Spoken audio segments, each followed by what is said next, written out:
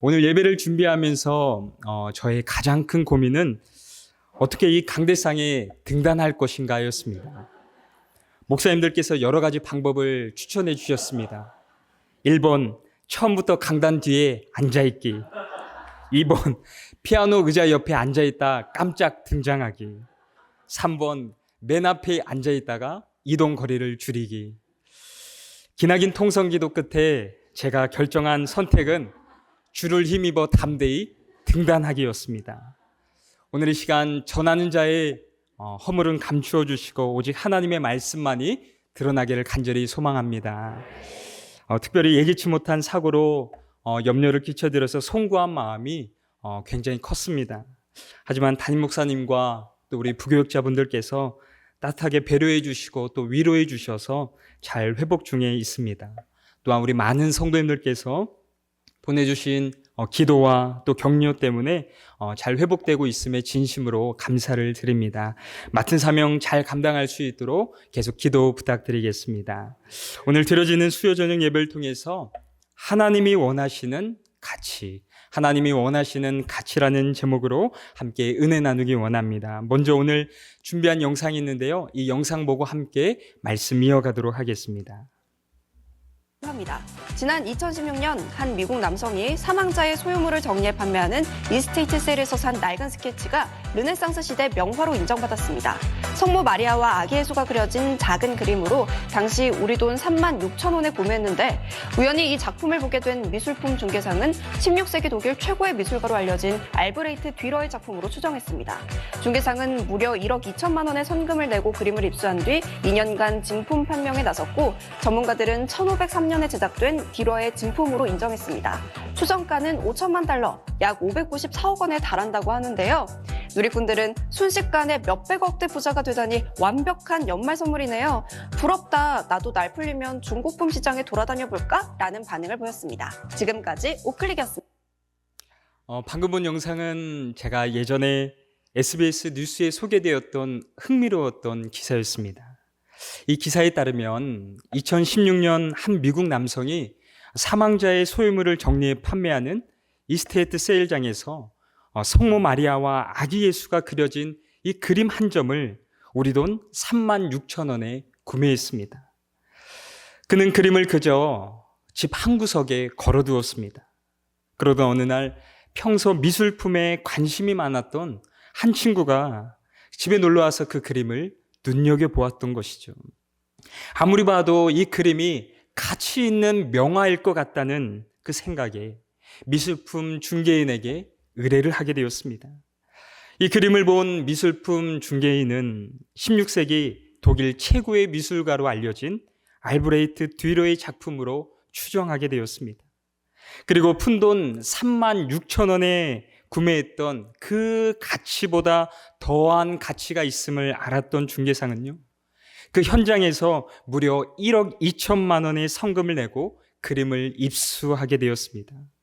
그로부터 중개상은 2년 동안 전 세계 미술 전문가들에게 진품 검증을 받으러 다녔습니다. 그 결과 1503년에 제작된 미술의 거장 듀러의 진품인 르네상스 명화로 밝혀지게 된 것이죠. 그렇게 진정한 가치를 인정받은 이 그림의 추정가는 뉴스 당시에 무려 5천만 달러, 당시 우리 돈 594억이라는 그 그림의 가치가 있음에 놀라움을 금치 못하였습니다. 어쩌면 그저 방 한 구석에 걸려 세상 가운데 나오지 못했을 법한 그림이요, 그 명화의 가치를 발견한 사람이 있었기에 이루어진 결과였습니다. 즉, 가치를 알아보는 태도가 그 가치를 결정짓는다는 것입니다. 아무리 귀중한 것을 소유한다고 하였든지, 아무리 금이야 오기야라고 여기는 거라고 할지라도 그것의 진정한 가치를 모르면 그것은 그저 방치될 뿐이고 그것은 비참한 것으로 전락하고 말 것입니다.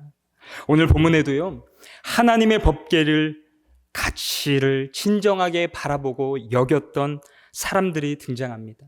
이와 반면에 그 하나님의 법궤라는 거룩한 가치를 업신여기고 무시하며 그저 방치한 사람들을 우리가 또 등장했음을 보게 됩니다.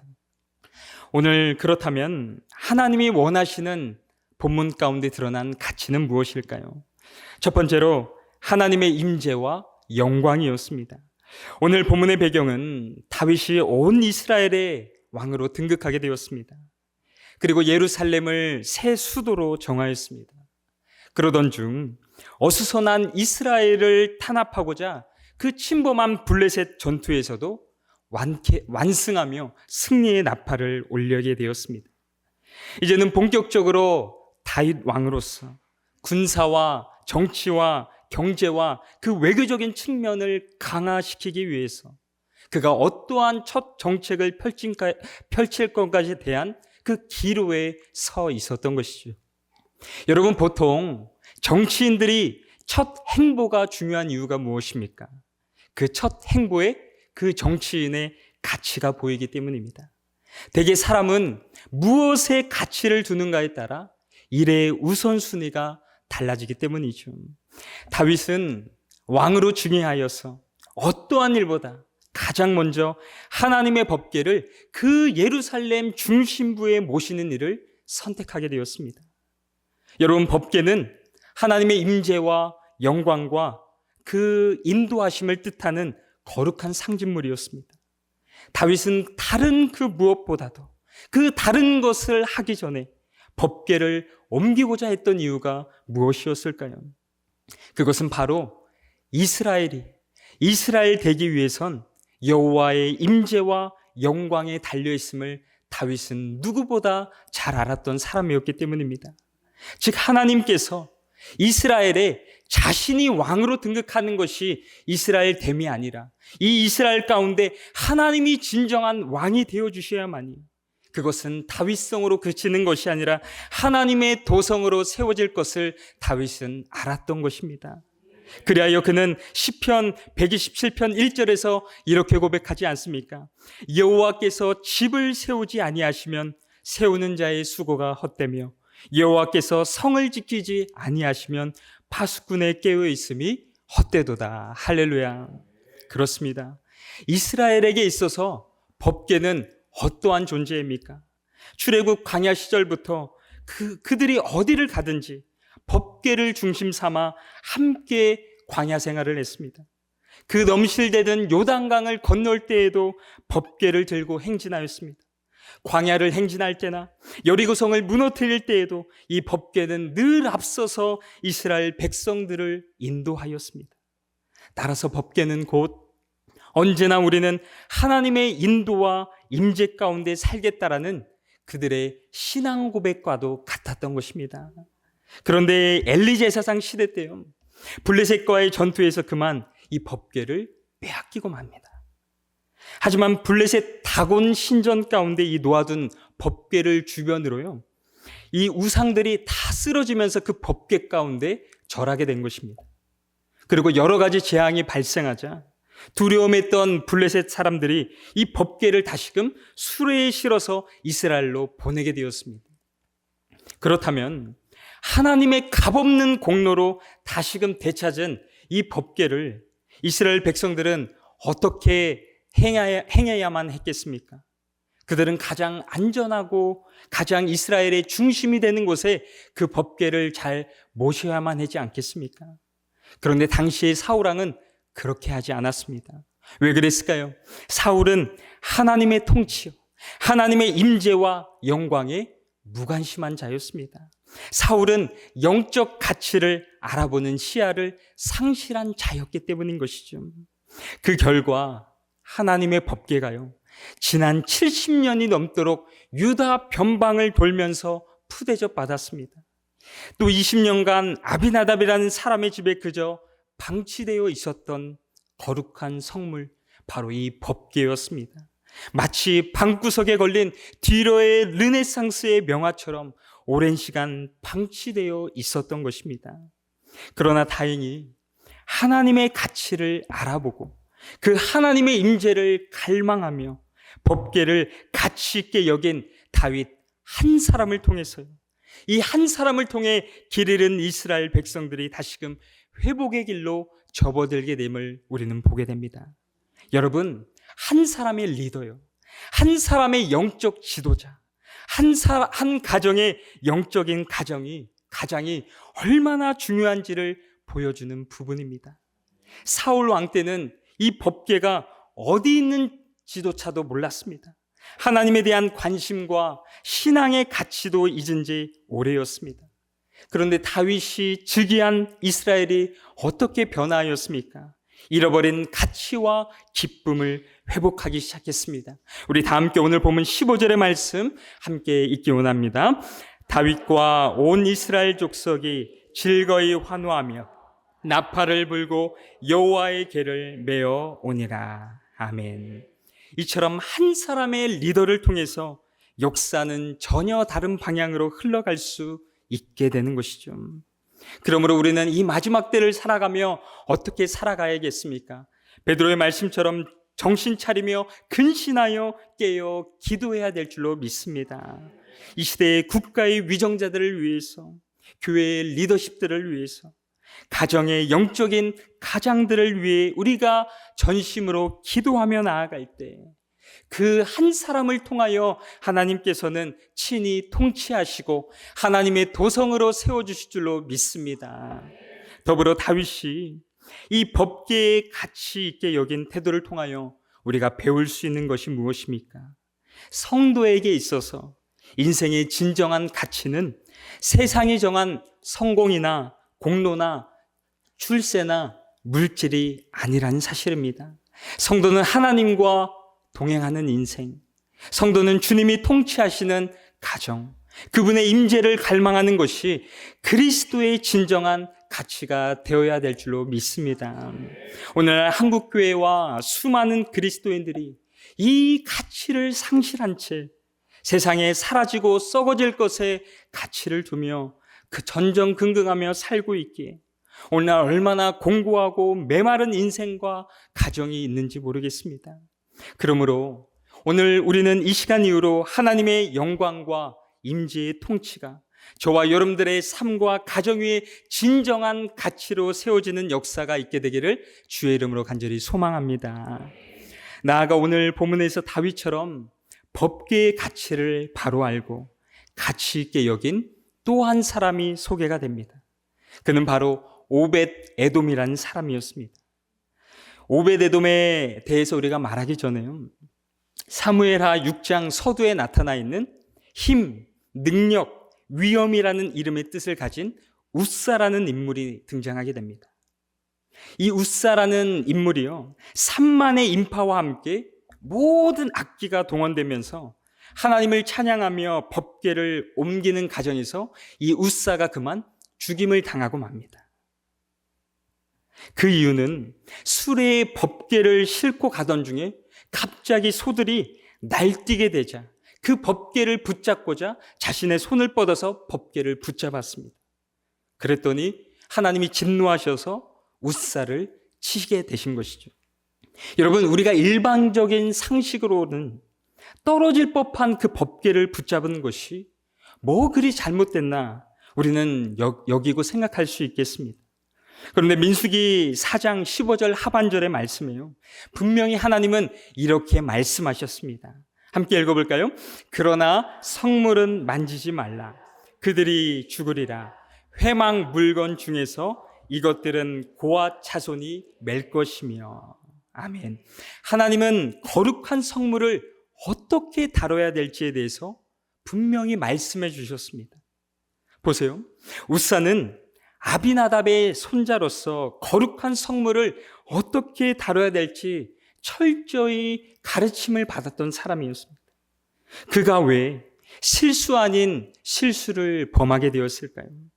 바로 하나님의 말씀을, 하나님을 경외함을, 그 가치를 하나님 앞에 온전히 순종하지 않았기 때문입니다. 또한 이 질문은 지난 70년 세월 동안 그 아비나답의 집에 어떠한 축복도 없었음을 증언해 주는 답이기도 한 것이죠. 비록 하나님의 법궤를 자기 집에 오랜 시간 모시게 되었지만 그 아비나답과 그의 자손 가운데 그 가문 가운데 하나님의 어떠한 임재와 영광의 말씀에는 관심이 없었던 것이죠. 법궤가 그저 가문의 재산 중 하나로, 그저 그 가정의 장식품으로 과시하고 권위 정도로만 그들은 생각했던 것입니다. 그래서 그 법궤에 웃사는 손을 대게 된 것입니다. 웃사는 마치 구약에 등장하는 삼손처럼 하나님의 말씀, 하나님이 주신 은사와 그 재물과 사명이 마치 자신의 힘과 능력인 것 마냥 하나님을 통제할 수 있는 것처럼 살다가 그 최후를 맞이하게 된 것입니다. 사랑하는 여러분, 오늘날 웃사로 살아가는 그리스도인들이 얼마나 많이 있는지 모르겠습니다.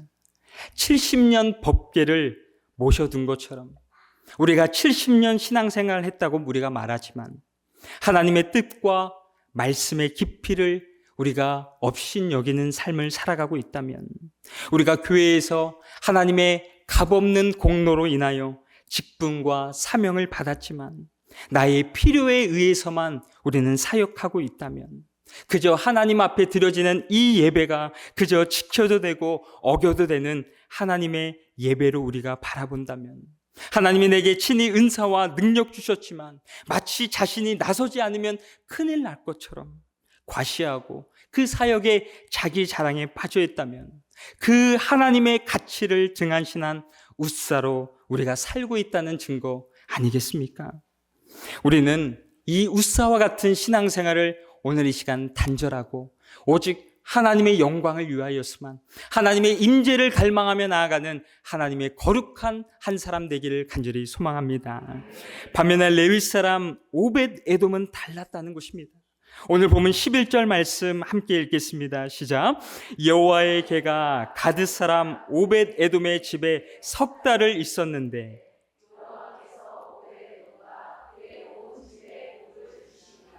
아멘. 무려 70년이라는 세월 동안 법궤를 모셨습니다. 70년이라는 세월 동안 하나님의 이 성경을 우리가 손에 들고 있었고 그저 우리의 집안의 가장 중심부에 있었습니다. 그러나 하나님의 은혜와 축복과 말씀의 진리를 깨달을 수 없었던 것처럼 그러한 아비나답의 집과는 달리요, 불과 석 달이요, 이 석 달 만에 복을 받았음을 우리는 기록되었음을 보게 되죠. 이어서 이어지는 12절을 보아도 오벳에돔이 뭘 했다는 기록은 없고 그의 집과 모든 소유에 엄청난 복을 주셨다는 기록만 반복되어 있습니다. 우리는 이를 통하여 무엇을 알 수 있습니까? 하나님을 자신의 삶과 가정의 중심부에 모셔서 그 말씀을 따라 살아가는 인생, 그 인생에는 신앙의 연수에 연연하는 것이 아니라 하나님께서는 불과 석 달만이라 할지라도 마치 처음 된 자가 나중되는 은혜를 받는 것처럼 하나님의 말씀, 하나님의 임재를 내 삶과 가정의 중심부로 모시는 그 삶과 가정 위에 하나님은 넘치는 복을 허락하여 주실 줄로 믿습니다. 중심이요, 이 중심 하나님의 말씀이 내 삶의 중심이 되었는지 오늘 나의 영을 살펴보는 저와 여러분 되길 간절히 소망합니다. 성경은 그를 자세히 말해주고 있지는 않지만 오벳에돔의 히브리 이름의 뜻은 종, 섬김이라는 뜻을 지니고 있습니다. 그의 이름처럼 하나님을 왕으로, 하나님을 주인으로 모셨던 것입니다. 하나님의 영광과 임재하심이 그의 삶과 가정의 기준이요, 그의 삶과 가정의 가치가 되는 종으로 비록 무명한 자였으나 유명한 자로 하나님의 법궤를 모신 사람, 그 사람이 오벳에돔이라는 사람이었습니다. 실제로 그가 부유한 복을 받았지만 그에게 있어서 진정한 복은 시편 16편 2절의 고백과도 같았습니다. 우리 함께 2절의 고백 읽겠습니다. 시작.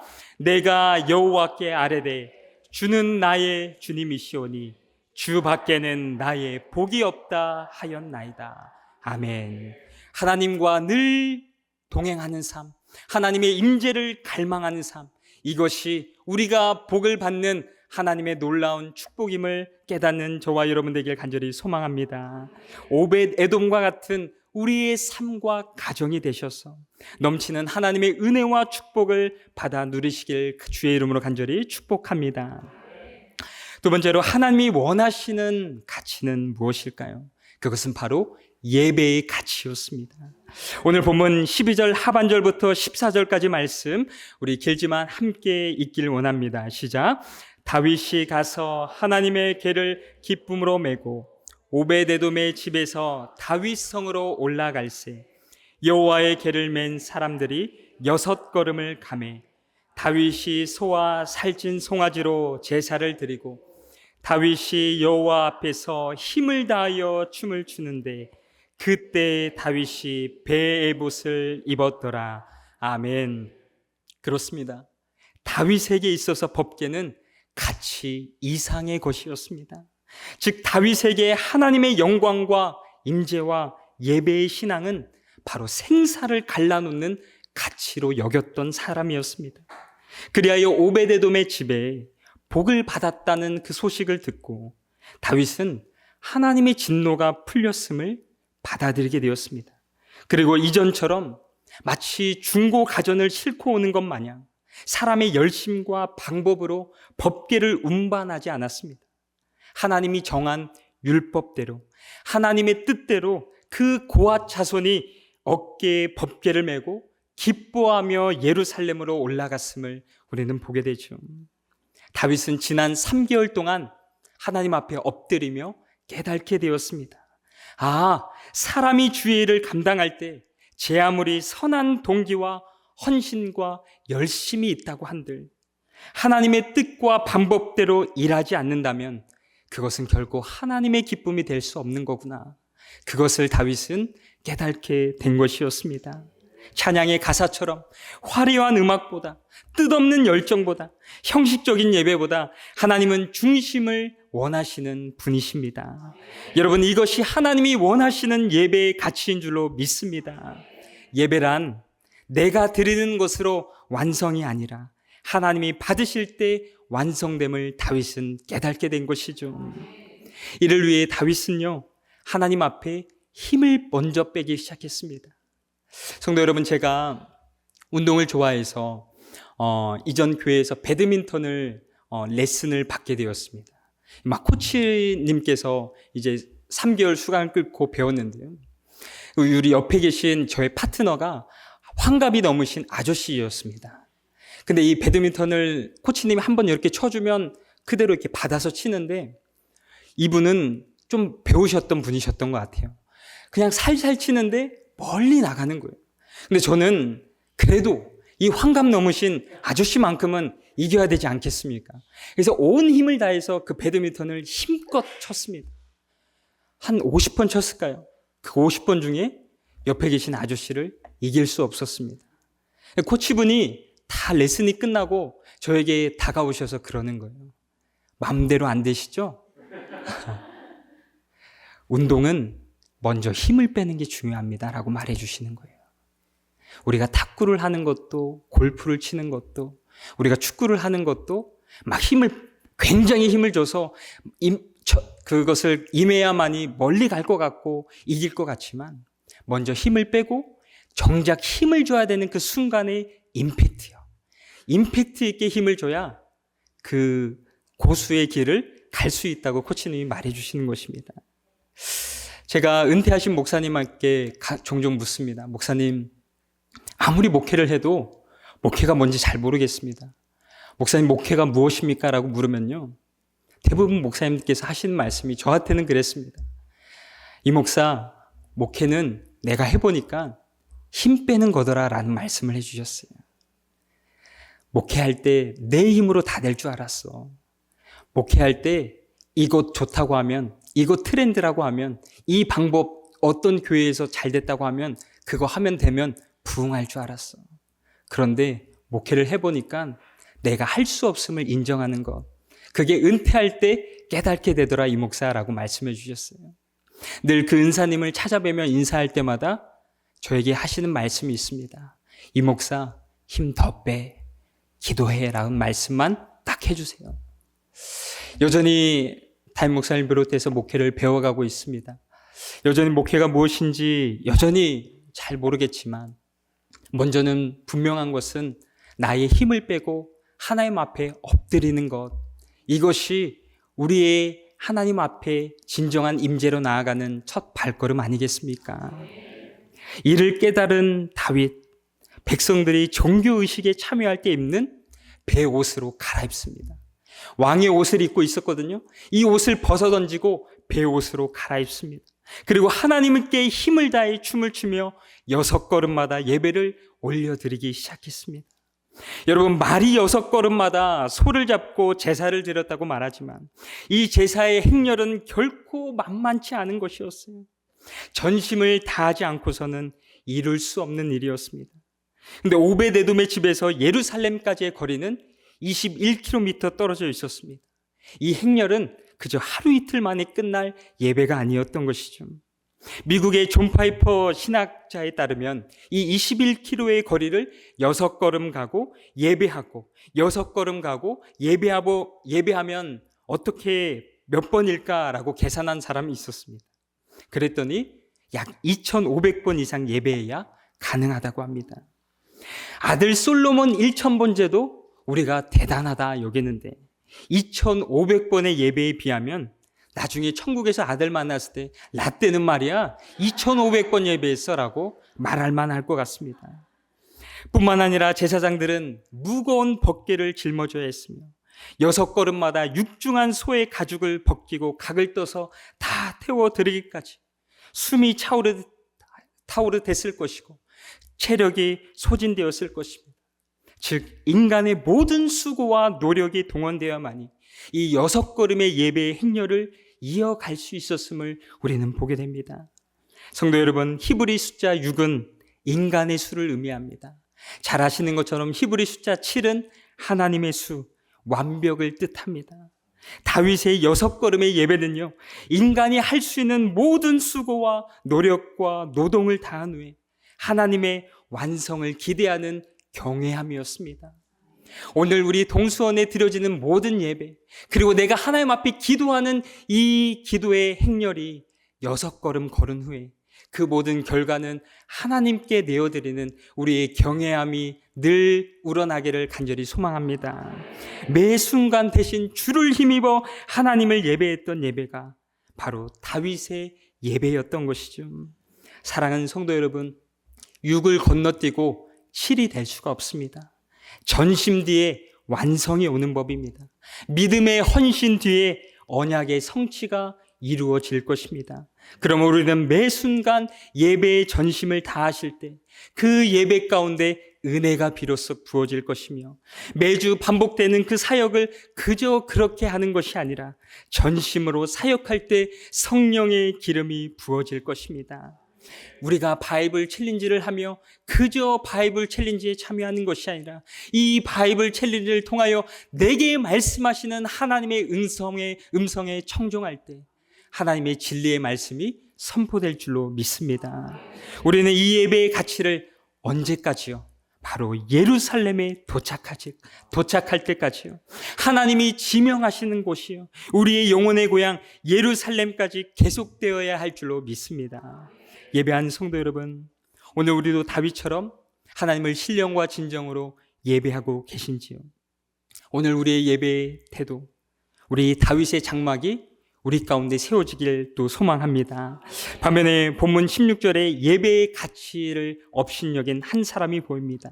우리 16절의 말씀 함께 읽어볼까요?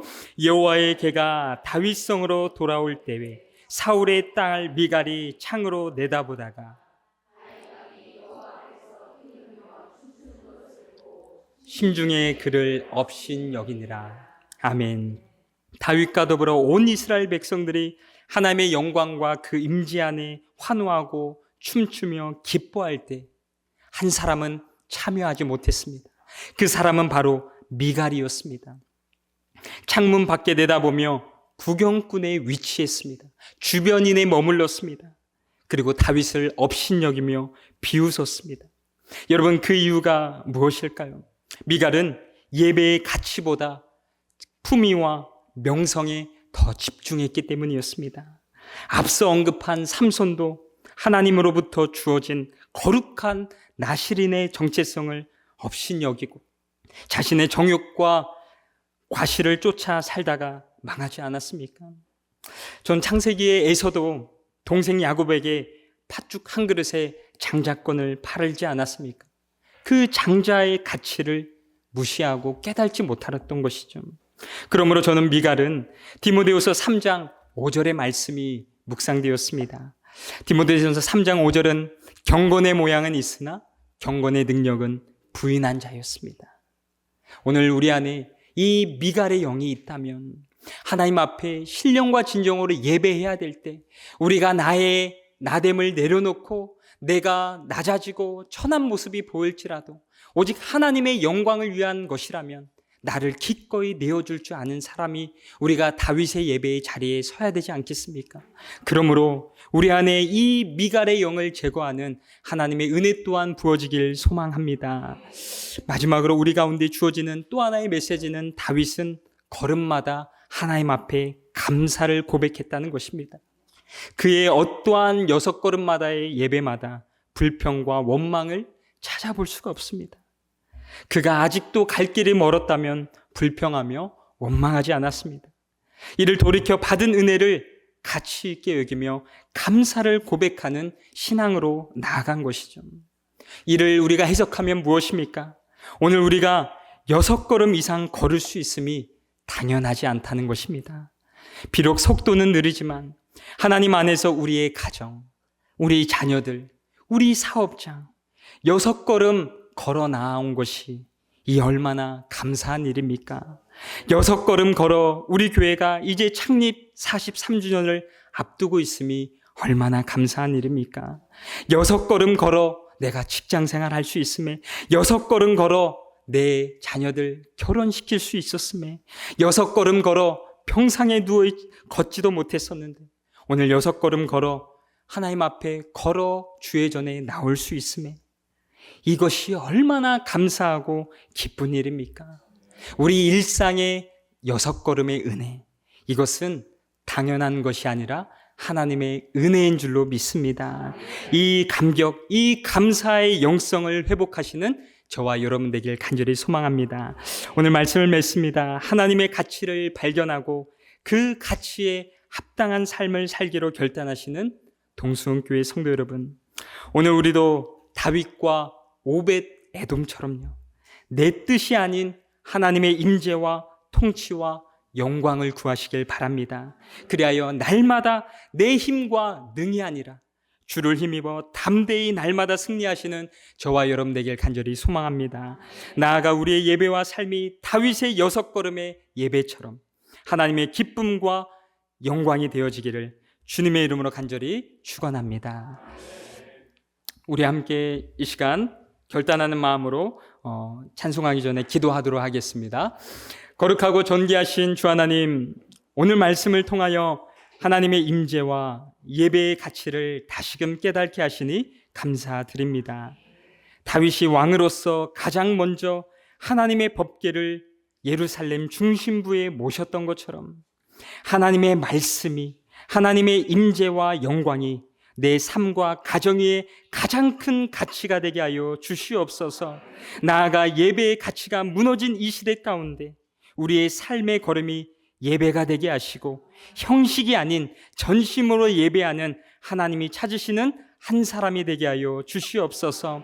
또한 웃사처럼 하나님을 경외함 없이 섬기는 자가 되지 않게 하시고 오베데돔처럼 말씀과 임재를 귀히 여기며 복을 누리는 가정들 될 수 있도록 축복하여 주시옵소서. 끝으로 돌아가는 우리 성도님들 발걸음 주의 불꽃 같은 눈동자로 살펴주시고 우리 성도님들 영육간에 강건함으로 붙잡아 주시옵소서. 이 모든 말씀 우리 구주 예수 그리스도의 이름으로 감사하며 기도드리옵나이다. 아멘.